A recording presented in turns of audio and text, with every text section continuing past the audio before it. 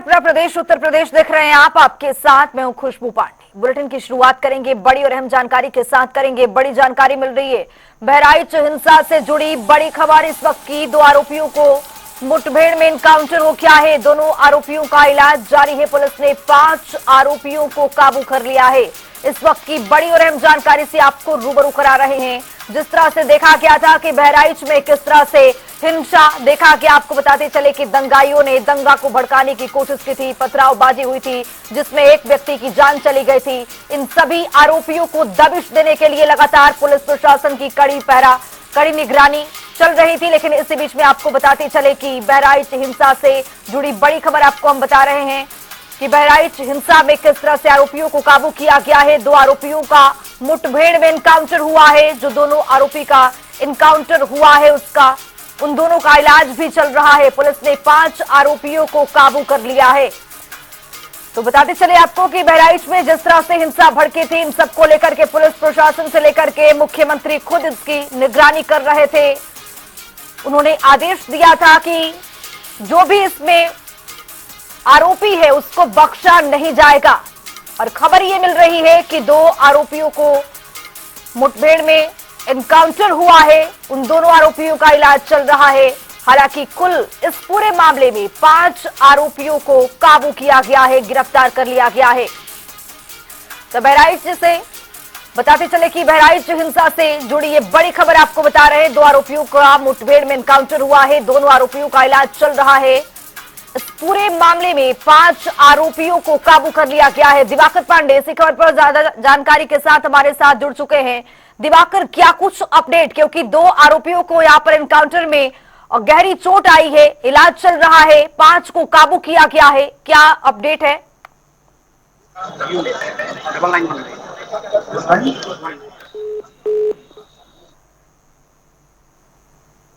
तो अपने सहयोगी को नए सिरे से यहाँ पर जोड़ने की कोशिश करेंगे। लेकिन जानकारी ये मिल रही कि बहराइच हिंसा के इस पूरे मामले में 2 आरोपियों को एनकाउंटर में बताते चले कि मुठभेड़ में गोली लगी है, इलाज जारी है। आपको बताते चले कि 5 आरोपियों को पुलिस ने काबू कर लिया है और लगातार अभी भी पुलिस प्रशासन की पैनी नजर है इस हिंसा में। जिस तरह से बताते चले आपको कि दुर्गा विसर्जन के दिन जिस तरह से पथराव हुआ, आगजनी की गई, हिंसा भड़काने की कोशिश की गई, जिसमें एक व्यक्ति की बुरी तरह से जान ले ली गई, उन सब पर पैनी नजर है पुलिस प्रशासन की। मुख्यमंत्री खुद इस पर पैनी नजर रखे हुए हैं। लगातार मॉनिटरिंग करते हुए पुलिस प्रशासन से आदेश उन्होंने दिया है कि इस पूरे मामले पर गहराई से जांच पड़ताल की जाए। और इस पूरे मामले पर बताते चले आपको कि 5 आरोपियों को काबू किया गया है। पुलिस की ओर से दबिश दी गई है, गिरफ्तार कर लिया गया है। लेकिन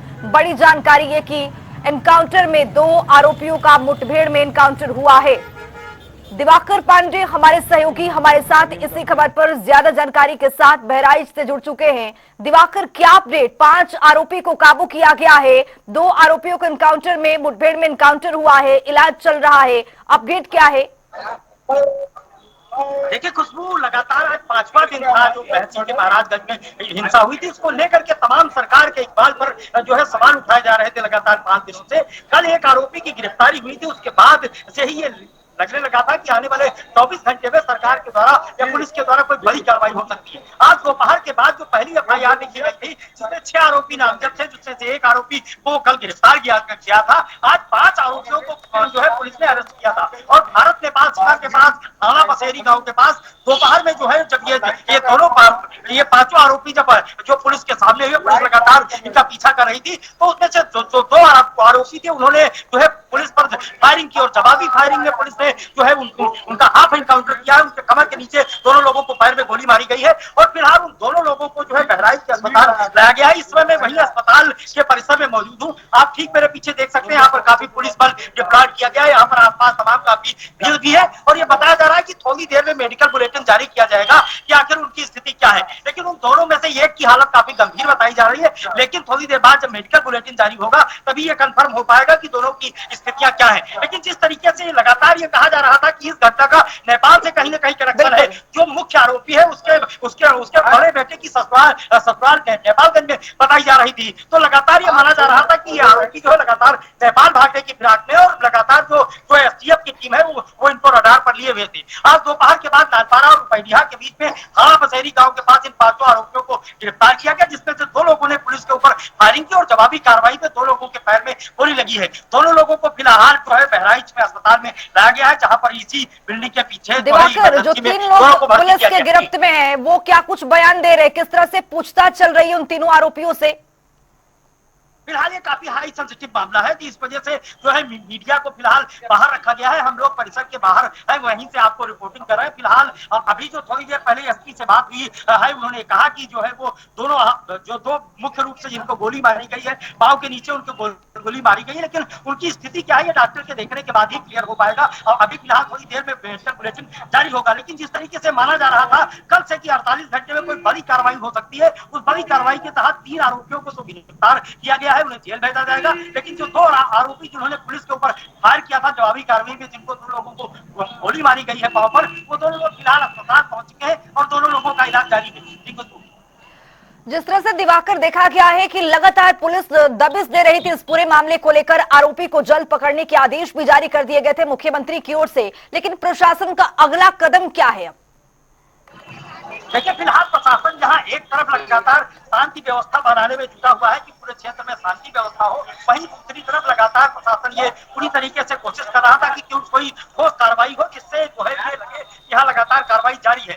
जब जो है वो परसों पीड़ित के जो परिवार है जिनका लड़का इस जो है वो हिंसा में मारा गया है, वो जब मुख्यमंत्री से मिले थे तो मुख्यमंत्री ने भरोसा दिलाया था कि आने वाले समय में ऐसी कार्रवाई होगी जो नजीर बनेगी, तो कोई भी जो भी दोषी है उसको बख्शा नहीं जाएगा और निश्चित से बड़ी कार्रवाई होगी। तो उसको लेकर के लगातार ये माना जा रहा था कि कोई बड़ी कार्रवाई होगी। लेकिन यहाँ पर चूंकि तमाम सीनियर ऑफिसर्स बहराइच में लगातार डेरा डाले गए, लगातार कार्रवाई चल रही, तो पुलिस अपनी स्ट्रेटजी के हिसाब से कार्रवाई चल रही थी, कोई उसका खुलासा नहीं किया जा रहा था। आज दोपहर के बाद अचानक ये खबर आई कि 5 आरोपियों को गिरफ्तार किया गया, जिसमें 2 आरोपी जो है नेपाल भागने की फिराक में थे और जिन्होंने पुलिस पर फायरिंग करने की कोशिश की, और उसके बाद जवाबी कार्रवाई में 2 लोगों को गोली लगी है। गोली लगने के बाद उन्हें स्थानीय पीएचसी ले जाया गया और वहां से उन्हें मेडिकल कॉलेज रेफर किया गया। इस समय वो मेडिकल कॉलेज पहुंच चुके हैं। जी दिवाकर, इस पूरे मामले में, इस बहराइच हिंसा में कितने आरोपी हैं और कितने आरोपी को पुलिस ने काबू कर लिया है और कितने पर दबिश अभी चल रही है, क्या अपडेट?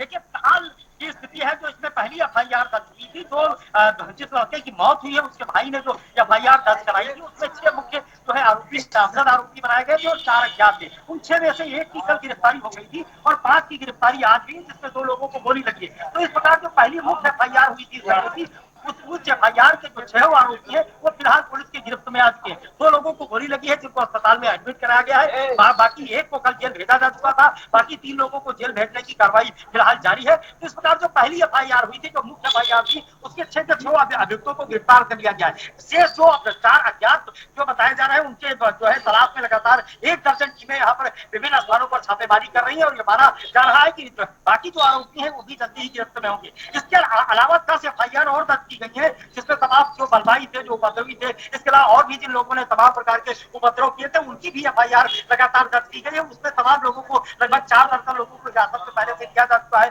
उनसे लगातार पूछताछ जारी है। लेकिन जिस तरीके से जो पहली एफआईआर दर्ज हुई थी, जो मुख्य आरोपी था जिस लड़के की मौत हुई, उसके भाई ने जो एफआईआर दर्ज कराई थी, उसमें जो 6 आरोपी थे, फिलहाल ये माना जा सकता है कि उसमें से 2 लोगों को गोली लगी है तो अस्पताल में है, 1 को कल गिरफ्तार किया गया था और बाकी 3 लोगों को गिरफ्तारी हो चुकी है। दिवाकर, मुख्य जो आरोपी है क्या वो पुलिस के गिरफ्त में है?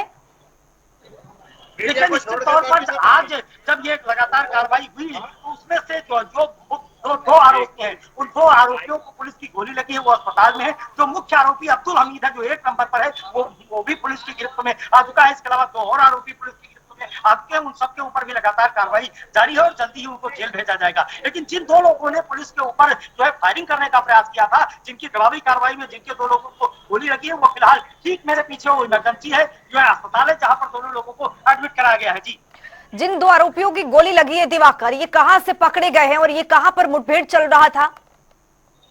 देखिए, आज दोपहर के बाद बहराइच से 35 किलोमीटर दूर एक नानपारा कस्बा है और नानपारा कस्बे के 20 किलोमीटर आगे रुपैलिया है, तो भारत नेपाल बॉर्डर पर है। रुपैलिया और नेपाल के बीच में बताया जा रहा है कि हावा बसेरी गांव का होता है। उसी हावा बसेरी गांव के पास ये लोग भागने की फिराक में थे, जहां पर पुलिस से इनकी भिड़ंत हुई, जिसमें 2 लोगों को गोली लगी और 3 लोगों को अरेस्ट किया गया है। जी, बहुत शुक्रिया दिवाकर तमाम जानकारी साझा करने के लिए। तो आपको बताते चले कि बहराइच हिंसा के इस पूरे मामले में 5 आरोपी को गिरफ्तार कर लिया गया है। पुलिस प्रशासन की पैनी नजर है। बताते चले आपको कि आज 2 आरोपियों का मुठभेड़ में एनकाउंटर हुआ है, पैर में गोली लगी है, हालांकि इलाज चल रहा है।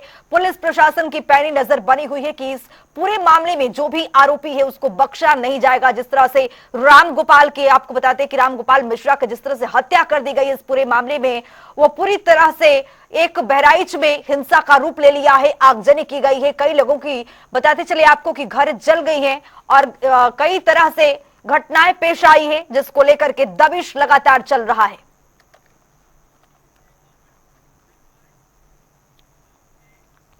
इसी बीच एक और बड़ी जानकारी लखनऊ से मिल रही है, उससे भी आपको रूबरू कराएंगे। बड़ी जानकारी, विधानसभा उपचुनाव से जुड़ी बड़ी खबर। बीजेपी प्रत्याशियों को जल्द ऐलान कर सकती है बीजेपी 22 अक्टूबर तक। आपको बता दें कि नामों की घोषणा हो सकती है। यूपी बीजेपी संगठन बीजेपी दिल्ली की मीटिंग संभव है। प्रत्याशियों को लेकर एक दौर की बैठक हो चुकी है। तो भाजपा ने 1 सीट आरएलडी को दे दी है। तो बताते चले आपको कि जिस तरह से 9 सीटों पर विधानसभा के उपचुनाव होने हैं, उसको लेकर बीजेपी ने पूरी तरह से कमर कस ली है। आरएलडी को 1 सीट देने का ऐलान कर दिया गया है। तमाम अभी घटक दल की ओर से यहां पर अपनी पेश की गई है कि उनको भी सीटें चाहिए, लेकिन बीजेपी की पहली दौर की बैठक हो चुकी है। प्रत्याशियों के नाम को लेकर के 22 अक्टूबर तक नामों की घोषणा हो सकती है। ये बड़ी जानकारी आपको दे रहे हैं। बुलेटिन में आगे बढ़ेंगे। वर्ल्ड ब्रेड डे पर इंस्टीट्यूट ऑफ होटल मैनेजमेंट में ब्रेड प्रदर्शनी का आयोजन किया गया, जिसमें 160 तरह की ब्रेड बनाई गई। बताते चले आपको कि 40 से ज्यादा देशों की फेमस ब्रांड को इंस्टीट्यूट ऑफ होटल मैनेजमेंट के छात्रों द्वारा बनाया गया था। देखिए हमारे संवाददाता की एक खास रिपोर्ट। वर्ल्ड ब्रेड डे के अवसर पर आज इंस्टीट्यूट ऑफ होटल मैनेजमेंट की तरफ से 40 से ज्यादा देशों में इस्तेमाल होने वाली ब्रेड्स आज यहाँ पर एग्जीबिशन के तौर पर लगाई गई हैं। हमारे साथ कुछ होटल इंडस्ट्री से जुड़े हुए लोग हैं जो आज इस एग्जीबिशन में शामिल हुए हैं। सर, कैसा एक्सपीरियंस रहा और कहाँ से हैं आप? मैं आर.के. सिंह, मैं प्रिंसिपल हूँ इस इंस्टीट्यूट का, institute of hotel management Lucknow का। और ये जो आज डिस्प्ले देख रहे हैं आप, ये हमारे 1.5 ईयर कोर्स के जो बेकरी डिप्लोमा के कोर्स के हमारे बच्चे हैं, उन्होंने ऑर्गेनाइज़ किया है। सारा रिसर्च वर्क किया है। 150 के करीब ब्रेड्स होंगी जो इन्होंने डिस्प्ले किए हैं। और हमारे साथ आज उनका मनोबल बढ़ाने के लिए होटल इंडस्ट्री से जुड़े हुए जो 5 सितारा होटलों के जैसे जनरल मैनेजर हैं पंत साहब हमारे साथ हैं, पिकेडली के जनरल मैनेजर हमारे साथ हैं, मिस्टर प्रशांत त्रिखा। मैं एक्चुअली हमारे स्टूडेंट भी हैं तो हम इनका नाम कुछ और बुलाते हैं। प्रशांत त्रिखा जी हैं और कई सारे लोग और भी हैं जो इंडस्ट्री से जुड़े हैं, वो आज यहाँ आए हैं। सर, आप लोग आए हुए हैं, होटल इंडस्ट्री से जुड़े हुए हैं। जब कस्टमर्स आते हैं, किस तरह की ब्रेड्स की डिमांड ज़्यादा आती है और क्या जो दूसरे देश से जब आपके होटल में लोग ठहरते हैं उनको कैसे आप ब्रेड? देखिए, सबसे पहले तो मैं I would like to congratulate Mr Singh and his entire team. ये जो डिस्प्ले इन्होंने किया है, आप यकीन नहीं मानेंगे, हम तो आधी चीज़ों के नाम ही भूल गए थे। तो जो जिस तरह का डिस्प्ले इन्होंने किया है, I congratulate the faculty in charge. I'm sure they must have done a lot of hard work. और considering the fact that they have just started their career, अभी ये 3-4 महीना हुआ है इनको, और 3-4 महीनों में इन्होंने इतना कमाल कर दिया है। आगे चल के ये ये बैकबोन होंगे बेकरी इंडस्ट्री के। और रही बात फॉरेनर्स की, देखिए फॉरेनर्स का एक्सपेक्टेशन तो पता नहीं क्या होता है, बट हम लोग कोशिश करते हैं कि उनको जो जिस कंट्री से आ रहा है उस कंट्री का खाने का प्रेजेंटेशन दें। तो इसी कोशिश में मुझे लगता है ये काफ़ी हेल्पफुल होगा, बिकॉज इन्होंने जो ब्रेड्स बनाई हैं वो फ़र्क देशों की, बहुत सारे कंट्रीज़ की बनाई हुई हैं। सर, लखनऊ में जब लोग आते हैं तो खासकर टुंडे की कबाब और ये इस तरह से पहले से उनके माइंड मेकअप होता है। जब आपके होटल्स में लोग आते हैं तो क्या मुगलई खानों की ज़्यादा डिमांड होती है, क्या उससे जुड़ी रोटियां ज़्यादा डिमांड? हाँ, वैसे काफ़ी गेस्ट जो बाहर से आते हैं उनका जो ये अवध है तो अवधी खाना उनको काफ़ी लाइक होता है, तो इसीलिए वो लोग उसी पर लगते हैं मेनली, क्योंकि जो लखनऊ आया तो लखनऊ के हिसाब से यहाँ की बिरयानी है, यहाँ के जो कोरमा हैं और ये सब है, यही सब चीज़ें हम लोग ज़्यादा खाने की कोशिश करते हैं। तो इस तरह से काफ़ी हम लोग उसी पर मेनली एलैबोरेट करके खाना बनाते हैं जिससे उनको पसंद आए, तो ये मेन है। एंड मिस्टर सिंह को भी मैं कांग्रेट्स करना चाहता हूँ, क्योंकि जो एफर्ट्स लगाया है, जो इनोवेशन इन्होंने लगाए हैं, इनके जो स्टूडेंट्स हैं, मतलब मैं भी यहीं का स्टूडेंट हूँ, IHM लखनऊ का ही, but I am very happy to see this. अपने 30 साल के करियर में मेरे ख्याल से मैंने 126 या 30 ब्रेड्स बनी हुई एक संग नहीं देखी थी मैंने, and it's thank to Mr Singh. Sir आप भी आए हुए हैं यहाँ पर, किस तरह का एक्सपीरियंस रहा? और अलग अलग कंट्रीज़ की ब्रेड हैं, तो इसको बनाने में आपको लगता है कि क्या अब ये आने वाले समय की नीड भी होगी? नमस्कार, मेरा नाम MK सचान है और मैं यहीं फैकल्टी मेंबर हूँ, मैं आया नहीं हूँ कहीं से।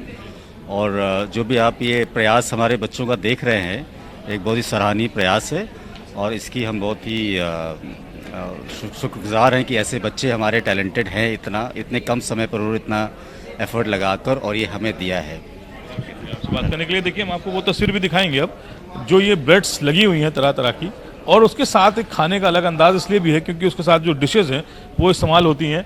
और यहाँ पर देखेंगे आप तो कई तरह की जो ब्रेड्स हैं वो लगी हुई हैं, ख़ासकर इसमें जो लखनऊ से जुड़ी हुई कुछ ऐसी ब्रेड्स हैं जिसका ज़्यादा इस्तेमाल होता है लखनऊ में, और कुछ ऐसी भी हैं जो ख़ासकर टर्किश जो ब्रेड्स होती हैं उसका इस्तेमाल कई तरह के डिशेस में किया जाता है। यहाँ पर अलग अलग लोग हैं और जो लोगों ने बनाया है, ख़ासकर ये देखिए शाही शिरमाल लगी हुई है जो अमूमन कम देखने को मिलती है। लखनऊ की डिश है, लखनऊ की ब्रेड है उसके बावजूद, और कई तरह से हैं। फुगाजा लगा हुआ है यहाँ पर, बहुत सारे ऐसे जो डिशेस हैं वो यहाँ पर देखने को मिलती हैं। और ख़ासकर जो ब्रेड्स हैं, जो बताया जा रहा है कि पहली बार ऐसा एक आयोजन किया गया है जिसमें 40 से ज़्यादा देशों में इस्तेमाल होने वाली ब्रेड एक साथ एक स्टॉल पर नजर आ रही हैं। कैमरा पर्सन रियाज के साथ तौफीक दुबई, जनता TV Lucknow. World bread day के अवसर बुलेटिन में आगे बढ़ेंगे। लखनऊ में आम आदमी पार्टी उत्तर प्रदेश प्रभारी संजय सिंह ने प्रेस वार्ता की है, जिसके बाद हमारे संवाददाता ने संजय सिंह से खास बातचीत की है। वहीं उन्होंने सरकार पर जमकर निशाना साधा है। उन्होंने कहा है कि सरकार ने नफरत फैलाकर उत्तर प्रदेश को बर्बाद करने का काम किया है। सुनिए उन्होंने क्या कुछ कहा है।